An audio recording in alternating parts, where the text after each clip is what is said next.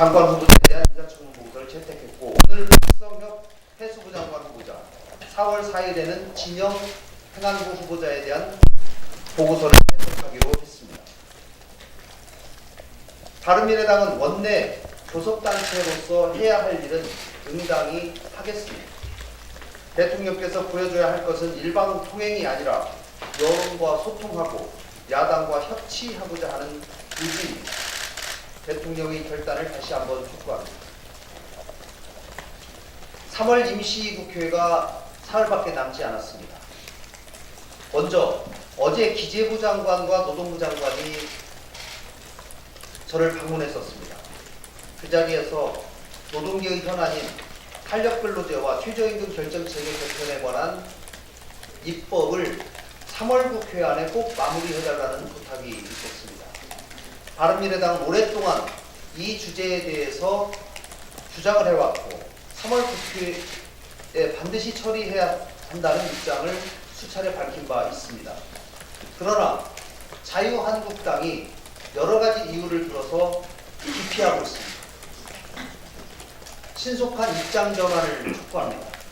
심지어 환노위의 간사께서도 처리해야 된다고 하는 입장을 여러 차례 밝힌 바 있음에도 불구하고 자유한국당 지도부가 미온적 태도로 인해서 법안 처리를 못한다면 산업계, 노동계에는 일대 혼란이 불가피합니다.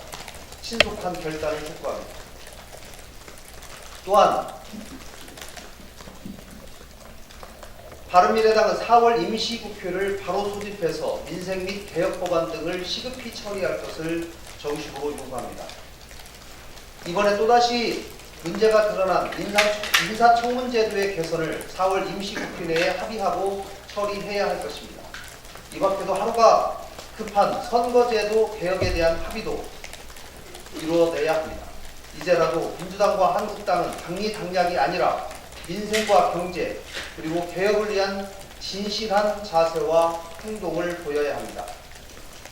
4월 3일 보궐선거가 마치고 나서 본격적으로 일하는 국회를 만들어야 합니다. 민생과 경제를 살려야 합니다. 양당의 적극적인 동참을 촉구합니다.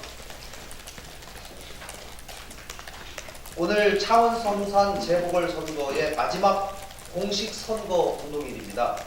지금 이 시각에도 창원 현장에서 노고가 크신 손학규 당대표님을 비롯한 당직자 및 당원 여러분들의 열정에 감사의 말씀을 드립니다.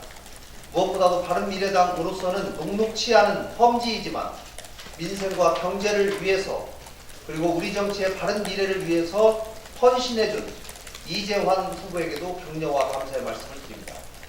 저도 어제 창원 현장에 다녀왔고 몇 차례 지원사를 다녀왔습니다마는 많은 바른미래당 의원님들과 당직자들이 선거 기간 동안 함께해 주셨습니다. 당원 동지 여러분의 뜨거운 열정과 함께 바른미래당이 하나 된 모습을 볼 수 있었습니다. 민주당은 후보 단일화라는 철진한 정치 공학을 통해서 여당으로서의 책임을 회피하고 있습니다.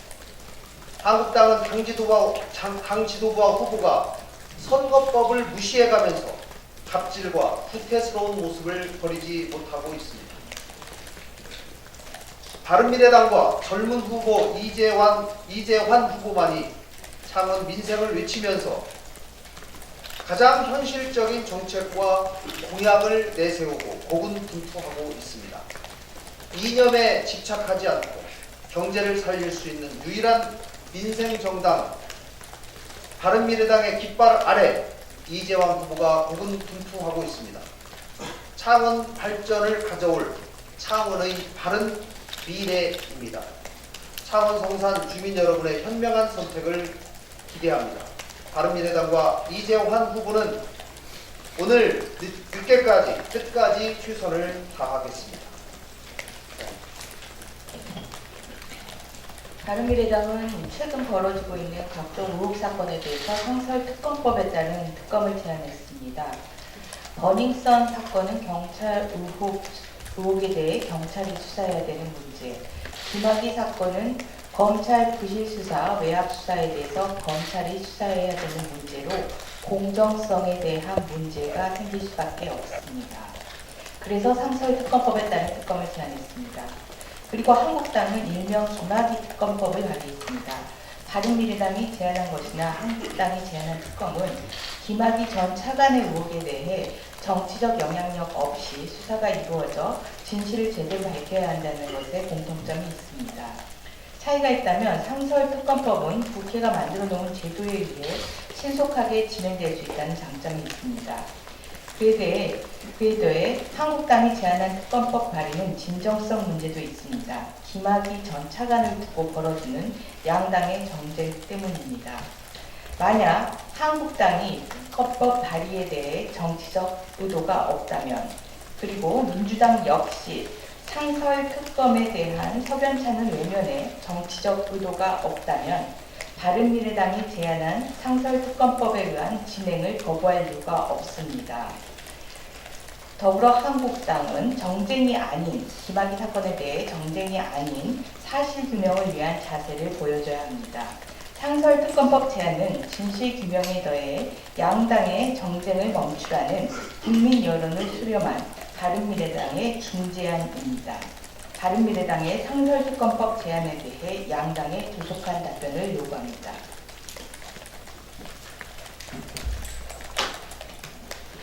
이동철 의원입니다.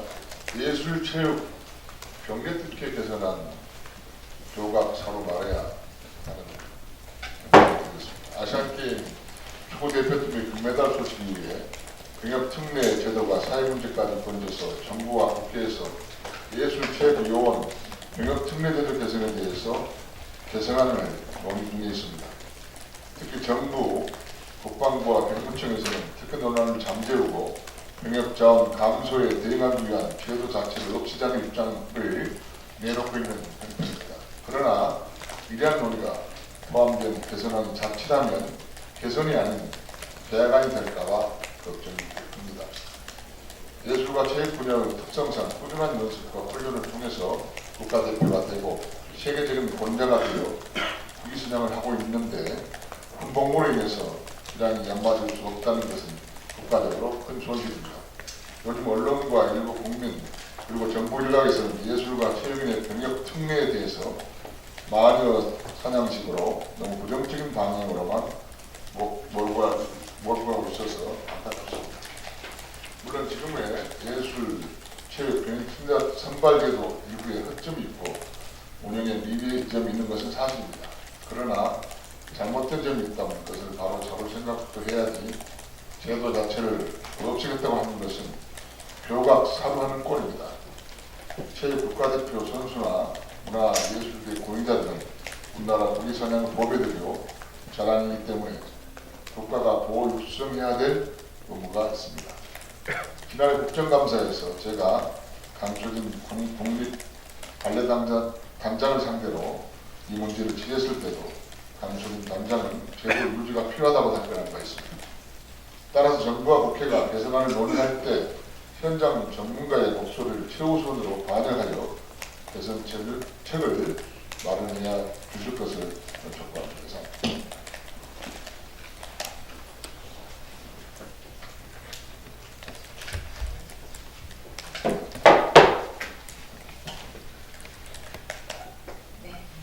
문재인 정부의 코드 인사가 도를 넘어서고 있습니다.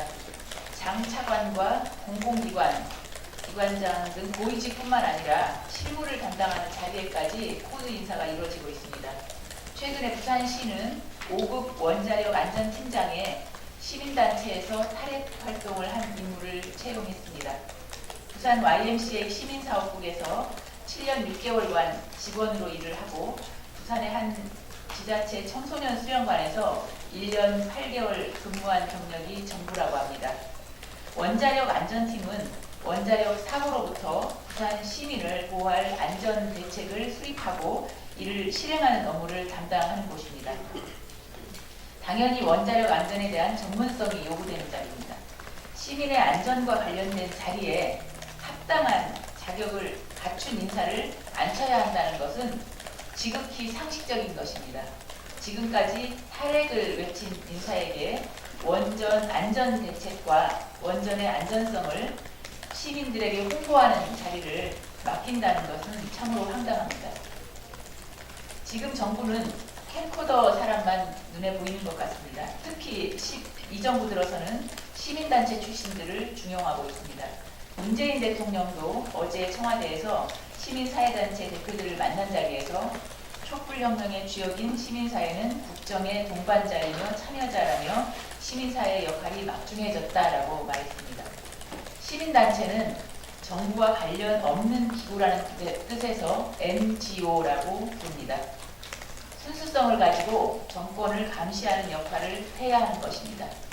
하지만 이 정부 들어서는 시민단체 활동이 하나의 감투가 되어버렸습니다. 시민운동이 순수성을 잃어버리고 있는 것입니다.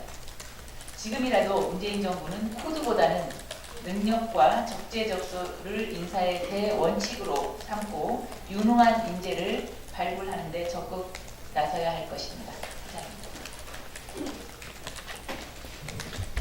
예, 저도 말씀 좀 드리겠습니다. 스포츠와 정치는 완전히 분리되어야 합니다. 지금 창원에서 스포츠를 정치에, 선거에 악용한 것이 큰 사회 문제가 되었습니다.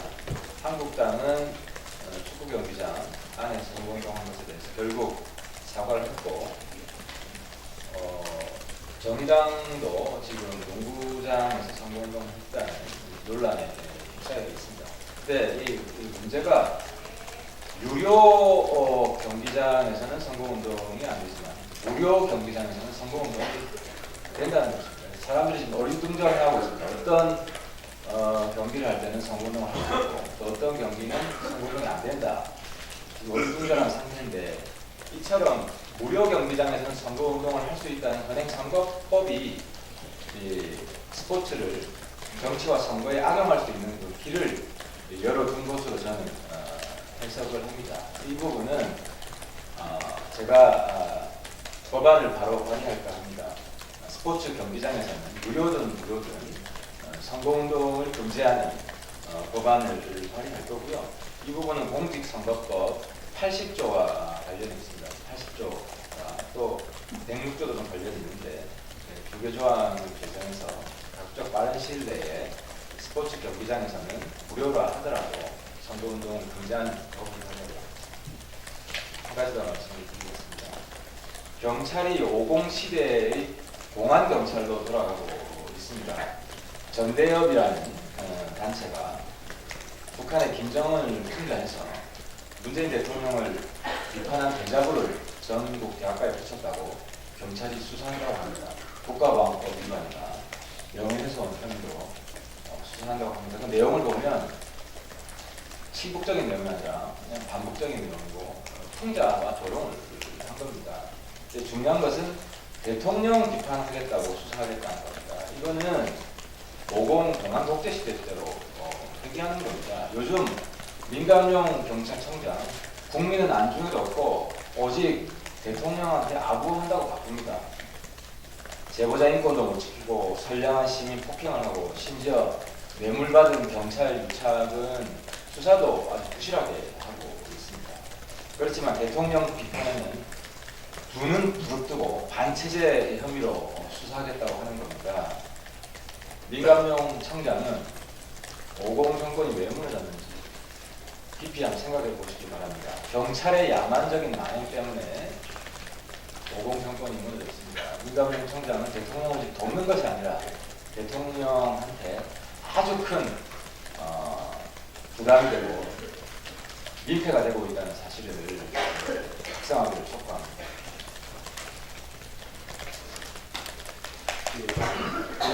정책부대표 최대입니다. 재벌의 고액 보수에 대해서 말씀드리겠습니다.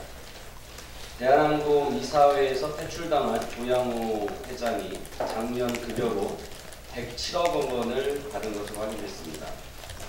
조 회장의 보수는 대한항공에서 31억, 한진칼 26억, 한국항공 23억, 한진 11억, 진에어 15억 등 107억 원으로 2007년에 받았던 66억에서 41억 원이 늘어난 보수를 받았습니다.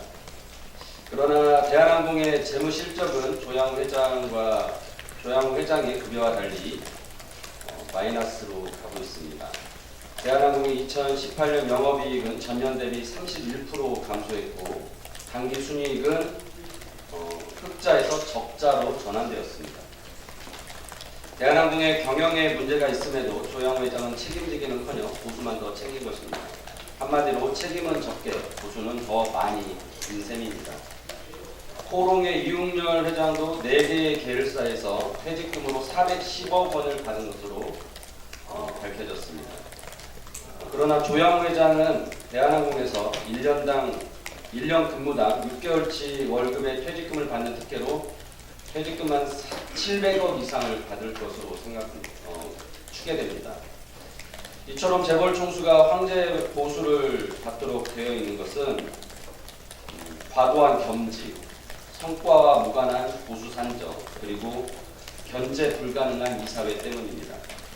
따라서 사회이사로 구성된 보상위원회를 설치하고 보상위원회에서 임원 등의 보수체계 결정과 평가를 하도록 하며 보상위원회의 독립성을 확보하기 위해서 사회이사의 자격 요건을 강화하는 제도적인 개선이 필요합니다. 또한 주주총회의 임원 보수 한도에 건에서 임직원의 개인별 보수의 구체적인 사출 근거를 공시하여 주주들로부터 승인받도록 해야 하고 임원의 퇴직금 지급 규정이나 보수 규정을 공시하여 시장과 주주들의 감시와 견제를 받도록 해야 할 것입니다. 대통령의 안이한 경제 인식에 대해서 한 말씀 더 드리겠습니다. 지난 2월에 산업 생산이 전월 대비 1.9% 줄어들면서 5년 11개월 만에 가장 큰 폭으로 감소를 했고 소비를 보여주는 소매 판매액은 0.5% 감소하고 설비 투자 역시 전월 대비 무려 10.4%나 감소하는 등 트리플 감소가 나타났습니다. 또한 경기 동행지수와 선행지수도 통계 작성 이후 처음 8개월 연속 동반 하락했습니다.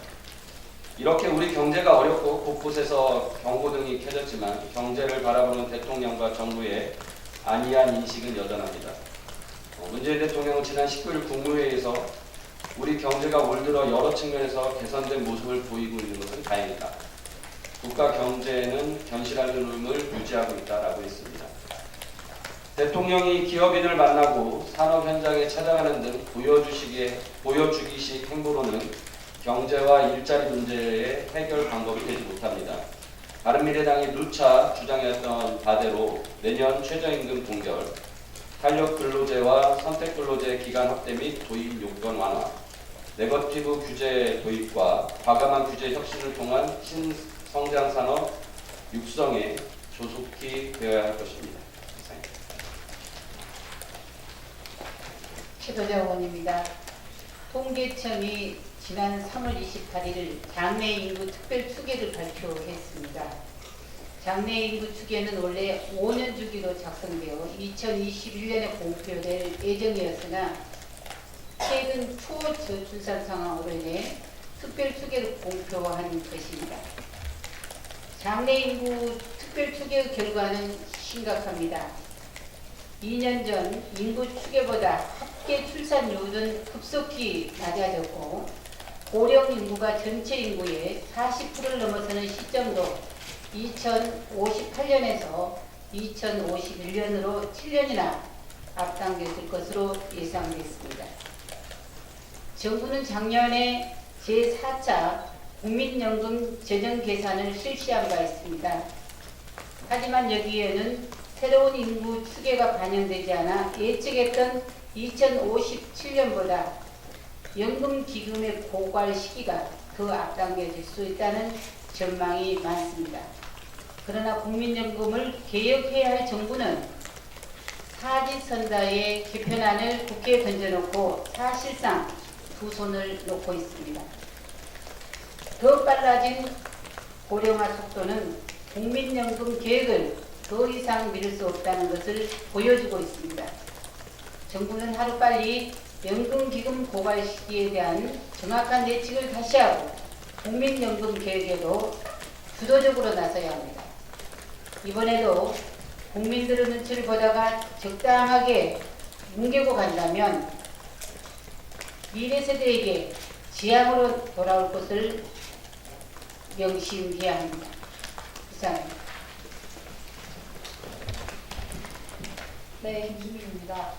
지난 3월 30일 창원에서 바른미래당 이재환 청년 후보가 깨끗한 정치를 외칠 때 다른 한편에서는 정치가 우리 스포츠계를 유린한 심각한 사건이 발생했습니다. 경기장 내 선거운동 금지라는 구단 측의 안내에도 불구하고 자유한국당 황 대표와 강기훈 후보는 창원 K리그 축구 경기장에 마치 점령군처럼 막무가내로 난입해서 선거 유세 활동을 펼쳤고 논의 끝에 어제 프로축구 연맹 경기위원회는 징계가 필요하다는 결론을 내렸습니다. 결국 죄 없는 경남FC 구단은 최악의 경우 승점 10점 이상의 감점을 받게 되는데 이것은 돈으로 따지면 100억가량의 손해일 뿐만 아니라 이로 인해서 2부 리그로 떨어질 수도 있는 상황입니다. 하지만 정작 자유한국당 황교안 대표는 가장 낮은 수준의 조치인 공명선거 협조 요청만이 내려졌을 뿐입니다. 황교안 대표와 강기훈 후보 측의 막무가내 난입으로 인해서 그 책임을 부단히 떠맡게 된 것은 큰 유감이라고 하지 않을 수 없습니다. 기본적인 질서와 법을 무시하고 막무가내로 경기장에 진입한 상식 이하의 정치인과 후보가 과연 제대로 된 정치를 할 수 있겠습니까? 뻔히 잘못을 하고도 뻔뻔하게 남 탓하며 책임을 회피하는 집단이 나중에 더 큰 일에 책임을 지는 정치를 할 수 있겠습니까? 만약 구단이 징계를 받게 된다면 연맹 규정을 위반한 강 후보 측은 경남 도민과 팬들에 대한 도의적인 책임은 물론 징계 정도에 따라 법적인 책임을 져야 할 것입니다. 문화체육계의 치욕인 이런 불미스러운 사건이 다시는 발생하지 않도록 제1야당이 책임지는 정치를 보여주기를 바랍니다. 이상입니다. 네, 이제 이상 공개를 마치겠습니다.